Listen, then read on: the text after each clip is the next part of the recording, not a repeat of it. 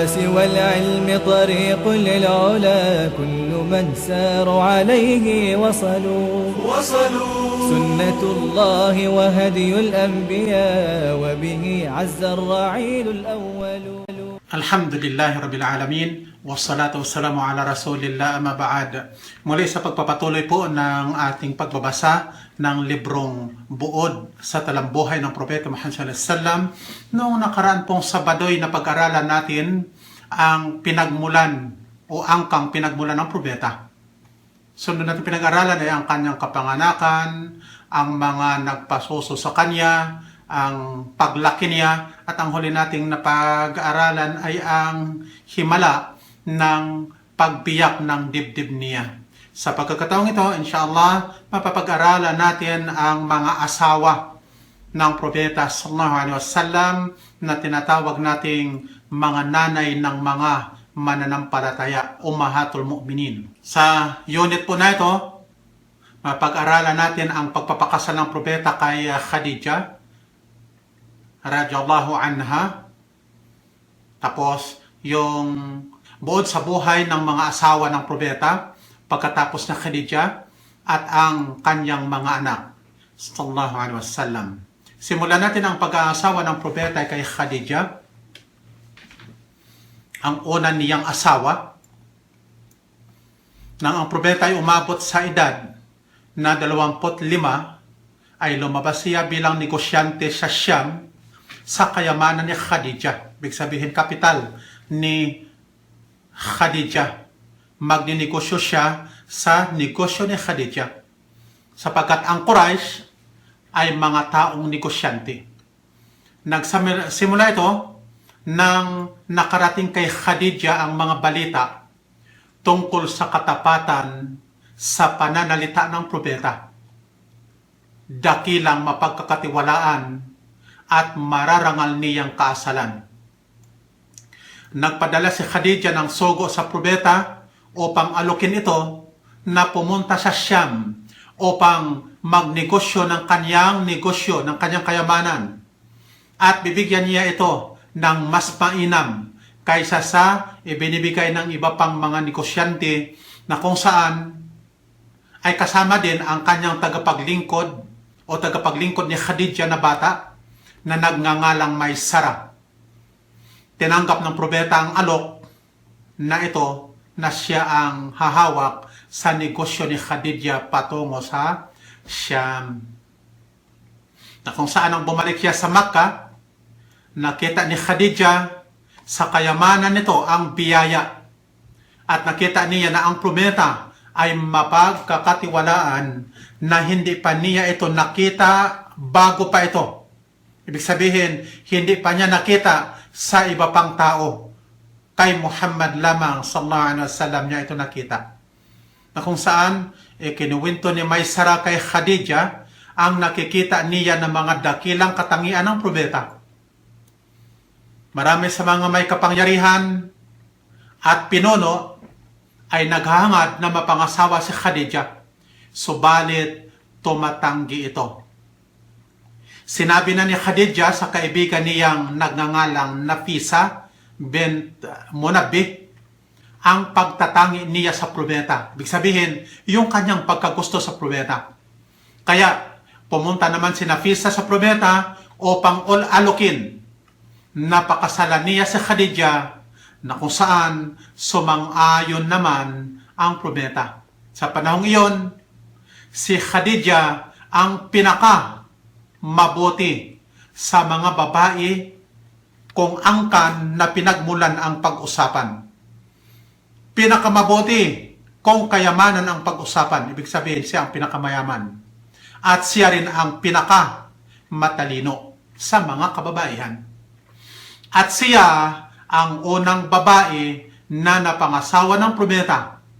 At hindi nag-asawa ang Propeta ng iba pang babae habang nabubuhay pa si Khadija.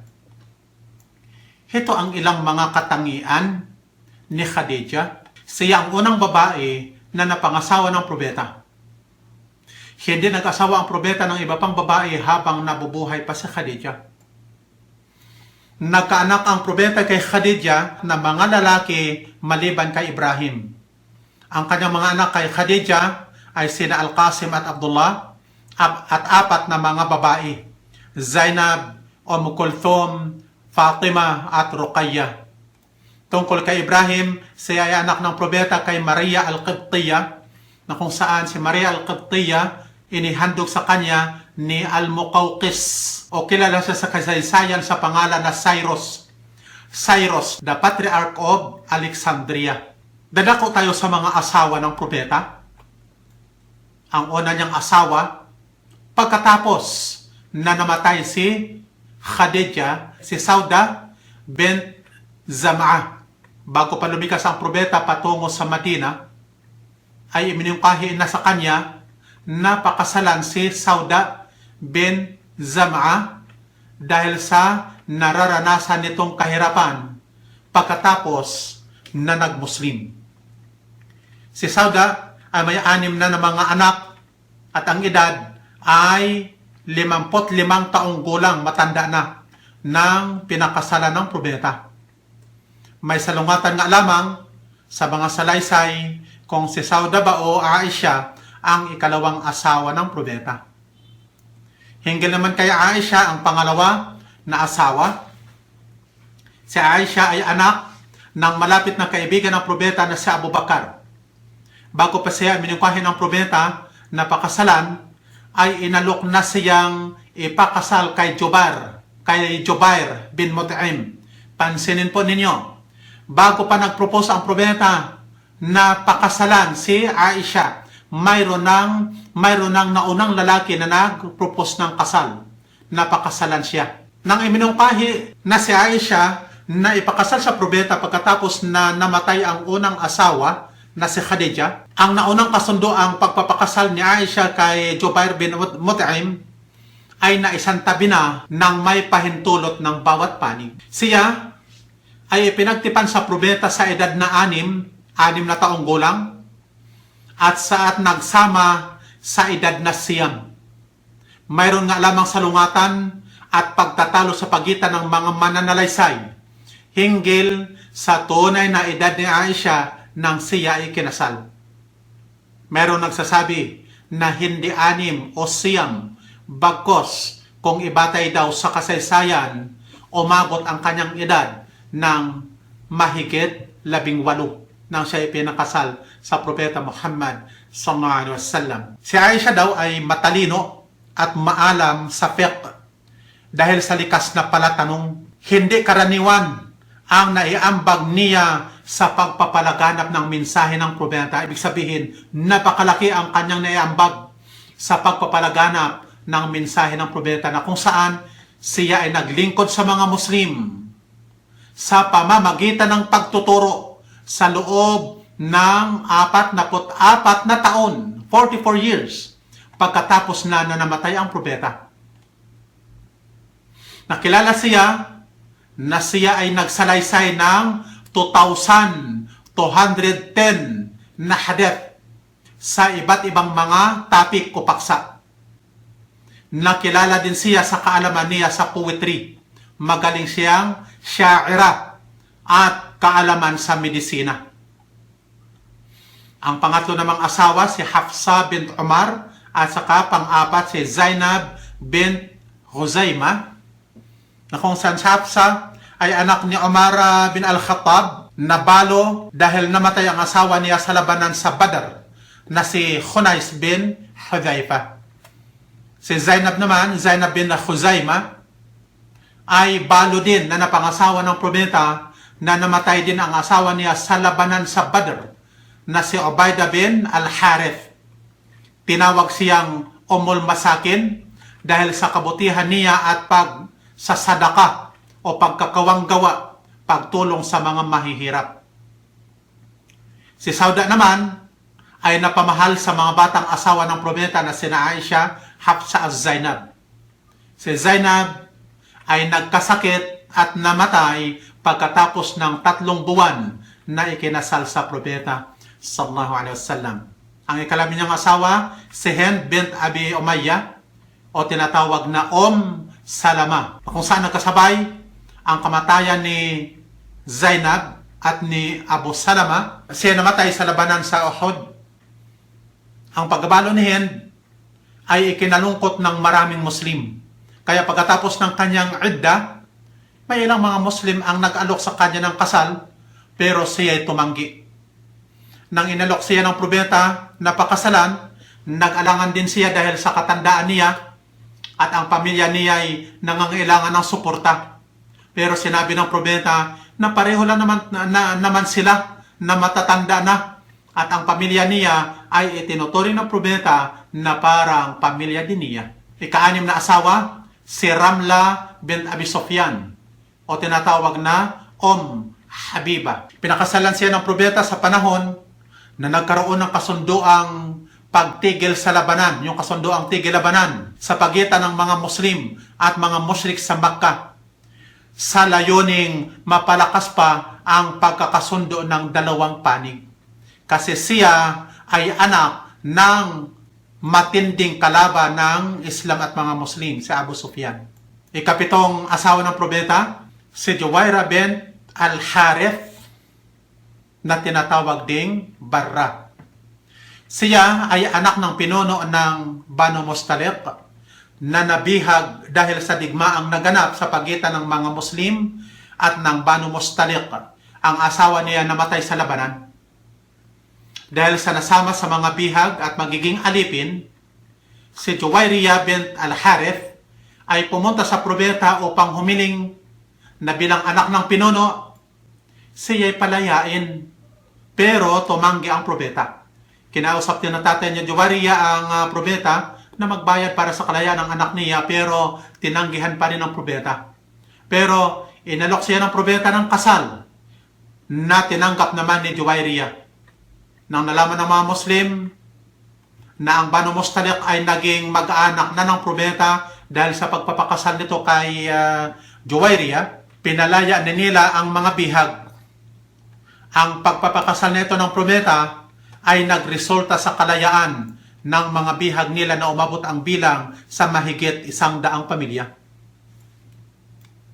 Patungkol naman kay Maymuna bint Al-Harith, ang ika-8 asawa dahil sa kasunduan sa Hudaybiyah, ang probeta ay nag-umrah. Doon ay nalok siya ni Maymuna, napakasalan siya at tinanggap naman ng probeta. Dahil sa kasalan na ito ay nagkaroon ng magandang relasyon ang probeta at mga Muslim sa tribo ng Banu Makhzum na dati nilang kaaway. Ika-9 siya Safiya bint Huyay bin Akhtab. Siya ay anak ni Huyay bin Akhtab na pinuno ng mga Hudiyong tribo, ang Banu Nadir. Ang una niyang asawa ay isang kilalang syair o manunula na diniborso siya, at ikalawa niyang asawa ay isang komander ng mga mandirigma sa Khaybar. Nang natalo ang Banu Nadir sa digmaan, hinatulan ng kamatayan ang asawa niya at siya ay dinalang bihag. Pinalaya siya ng probeta at pinapili kung gusto niyang bumalik sa natalong tribo, ang Banu Nadir, o maging Muslim at pakasal sa probeta. Na kung saan ang pinili ni Safiya ang pagmumuslim at pakasal sa probeta. May maraming magagandang layunin ang probeta sa ginawa niyang kabutihan kay Safiya. Una dyan, upang pangalagaan ang karangalan ni Safiya bilang anak ng pinuno. Ikalawa, taliwas sa ginagawa ng karaniwang manlulupig o mananakop, mga kongkeror, na sa pilitang inaasawa ang mga asawa at anak ng hari na nalupig nila. Pangatlo, pagtatatag ng mabuting ugnayan sa mga Hudyo at upang wakasan ang labanan sa pagitan ng mga Hudyo at Islam. Ang pangatlo na ito palagi ang pangunahing layunin ng probeta sa pagpapakasal niya sa iba't ibang mga naging asawa niya para magkaroon ng magandang ugnayan at hindi magkaroon ng labanan sa pagitan ng mga Muslim at iba pang mga tribo na kontra sa Islam. Na kung saan hinangaan ni Safiya ang pagmamahal at kabutihan sa kanya ng probeta. Naiulat na sinabi ni Safiya, wala pa akong nakitang tao na kagaya sa sugo ni Allah sa kabutihan. Inilarawan din ng mga mananalaysay ang ilang mga katangian ni Sofia, na siya ay maganda, matiisin, matalino, at malaki ang respeto niya sa propeta.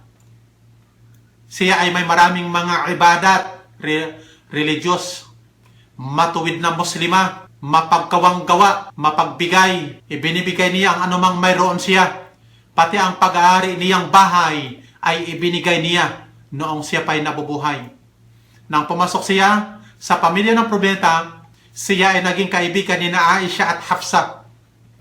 Binigyan niya ng regalo si Fatima at iba pang mga asawa ng propeta ng mga alahas niya na galing sa Khaybar. Pero may ilang mga asawa ang propeta na nagsalita ng masama tungkol kay Sofia dahil siya ay dating Hudyo.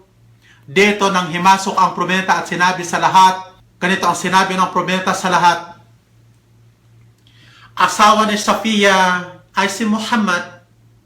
Ang tatay niya ay si Harun alayhisalam, propeta. At ang tiyuhin niya ay si Musa. Upang pagdiinan na si Sofia ay galing sa ginagalang ng mga Muslim na mga propeta. Noong ang propeta ay nag-hajj na kasama ang lahat ng mga asawa niya, sa daan ay lumuhod ang kamilyo ni Sofia dahil sa ito ang pinakamahinang kamilyo sa karaban. Dahil dito'y umiyak si Sofia. Pinuntan siya ng propeta at pinunasan daw ang luha sa pamagitan ng damit nito at kamay. Pero habang pinupunasan siya ng propeta, ay lalo pa siyang umiiyak. Dito ipinapakita kung gaano ang pagmamahal ng propeta sa kanyang asawa na ito. Na kung saan ganun din si Sofia ang kanyang pagmamahal sa propeta. Na ang propeta ng araw ay nagkasakit ng malubha. Labis itong ikinalungkot ni Sofia at nagsabi siya, sana ako na lang ang nagdudusa sa sakit sa halip na ikaw. Ang pang-sampung asawa ng propeta si Zainab bint Jahsh. Siya ang pinsan ng propeta.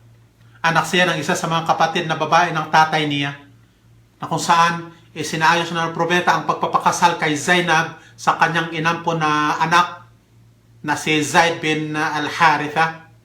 Sinasabi ng ilang mga manalaysay na naisipantay ng propeta ang karapatan ng ampon. Tinanggihan ni Zainab ang kasal pati na ng kanyang mga kapatid dahil sa sila ay galing sa angkang maharlika o mga aristokrata. Samantalang si Zaid ay dating alipin lamang. Nang ibinaba ang aya sa Suratul Ahzab na ang kahulugan hindi maaari sa isang mananampalataya na magkaroon ng mapagpipilian kapag humatol si Allah at ang kanyang sugo sa isang bagay. Dito pumayag si Zainab na pakasal kay Zaid. Pero hindi naging mabuti ang pagsasama nila ni Zaid hanggang sa hiniling ni Zainab kay Zaid na hiwalayan siya nito, pero sinabi ng propeta kay Zaid na huwag niyang hiwalayan. May mga salaysay na si Zainab ay dati nang may pagtatangi sa propeta. Ibig sabihin, nagkakagusto sa propeta dati na, bago pa siya ipinakasal kay Zaid. Gusto niya itong mapangasawa. At dahil din kay Zainab, ibinaba ang aya sa Suratul Ahzab na inuutosan ang propeta na pakasalan si Zainab at hindi ipinahintulot sa Islam ang pag-aampon. Kaya, ang dating pangalan ni Zaid na Zaid bin Muhammad ay ibinalik ang pangalan niya sa tunay niyang tatay.